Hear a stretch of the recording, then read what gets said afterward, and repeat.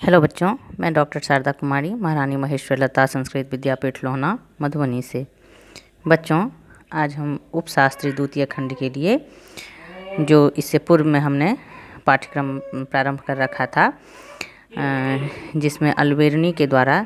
जो पुस्तक लिखी गई है किताबुल हिंद, उसमें जो उसको लिखने के दौरान जब वह भारत में रहा था और यहाँ रह करके वह बहुत सारे लोगों का सानिध्य प्राप्त किया था, और उस पुस्तक को लिखने में अपने अनुभवों को साझा करते हुए जो उसे बाधाएं महसूस हुई थी, उसका भी जिक्र उसने किया है, जिसमें कुछ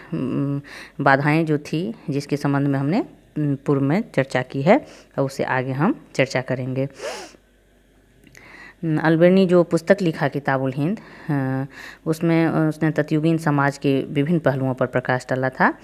और इस पुस्तक को लिखने के क्रम में वो लोगों के बीच रहा था और उनके रहन सहन के तौर तरीके, इसके बाद सोच समझ और उनके ज्ञान विज्ञान को उन्होंने, जो हिंदू समाज के लोग थे, उसको उसने परखा और समस्याएं भी उसको हुई जिसको उसने महसूस किया।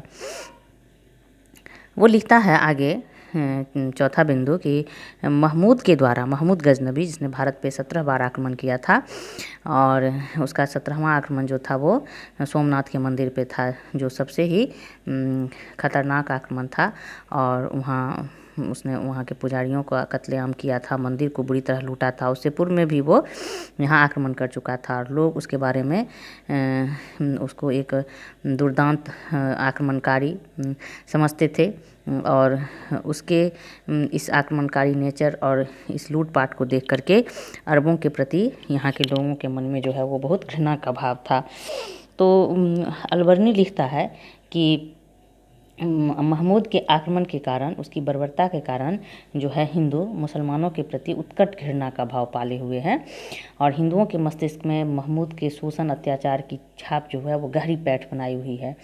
इस कारण से हिंदू सभी मुसलमानों को उसी के जैसा समझते हैं कि मुसलमान जो है वो महमूद के प्रवृत्ति का ही होता है, और इसी तरह से लुटेरा होता है, आक्रमणकारी होता है, अत्याचार करने वाला होता है, शोषण करने वाला होता है, खून बहाने वाला होता है। तो अलबेरनी ने इस चीज़ को महसूस किया था कि महमूद के आक्रमण के कारण वहाँ से संबंधित लोगों को भी उसी के तरह समझा जाता है। इसके बाद उसने अन्य एक बिंदु पर चर्चा की है, जिसमें लिखता है कि हिंदुओं का आत्मगौरव था विदेशी वस्तुओं से घृणा। वो लिखता है कि हिंदू विश्वास करते हैं कि उनके जैसा कोई देश नहीं है, उनके जैसा कोई राष्ट्र नहीं, उनके राजाओं के समान कोई राजा नहीं, उनके जैसा कोई धर्म नहीं, उनके जैसा कोई शास्त्र नहीं। स्वभावतः वे जो कुछ भी जानते हैं उसे व्यक्तिगत थाती बनाकर रखने की प्रवृत्ति रखते हैं और उसे छुपाकर रखने का प्रयत्न करते हैं। अलबेरनी इस चीज़ का जिक्र करता है कि हिंदुओं में सर्वश्रेष्ठता की भावना है, और वो समझते हैं कि उनके समान ना कोई राष्ट्र है, ना कोई कहीं का राजा है, ना उनके जैसा कोई धर्म है, ना कोई शास्त्र है, और जो कुछ भी है उसको वो छुपा करके यत्नपूर्वक उसको व्यक्तिगत पूंजी समझकर उसको छुपा करके भी रखने का प्रयत्न करते हैं। हालांकि इन सब अवरोधों के बावजूद जो है अलबेरनी ने प्राचीन भारतीय धार्मिक कृतियों, जिसमें वेद, पुराण, गीता, पतंजलि, इसके अलावा मनुस्मृति, इन सबों का उसने अध्ययन किया, और उसके बाद उसने अपनी पुस्तक को लिखा था। उनके उद्धरण में उसने अपनी पुस्तक में प्रस्तुत भी किए। वो लिखता है कि भारत में मेरी बहुत अधिक रुचि है, और इस संबंध में मैं अपने समय का अकेला जिज्ञासु हूँ। साथ ही संस्कृत ग्रंथों के संग्रह तथा उनकी व्याख्या कर सकने में समर्थ हिंदू पंडितों का सानिध्य प्राप्त करने का अवसर प्राप्त होने पर मैंने न कष्ट की चिंता की, न धन की। वो एक सच्चे इतिहासकार की तरह जो है, वो एक सच्चे लेखक की तरह जो है, उसने अपने कर्तव्य का निर्वहन किया, और यहाँ के हिंदू पंडितों से संबंध स्थापित करके संस्कृत भाषा को सीख कर, समझ कर, और बहुत सारी पुस्तकों का अध्ययन कर,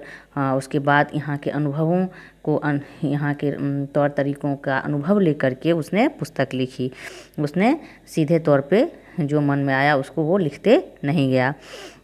और उसमें उसने लिखता है कि उस समर्थ हिंदू जो है, जो संस्कृत ग्रंथों के संग्रह तथा उनकी व्याख्या कर सकने में सक्षम हैं, समर्थ हैं, उन हिंदू पंडितों का सानिध्य प्राप्त करने के लिए न तो वो समय की चिंता की और न कष्ट की और न धन की।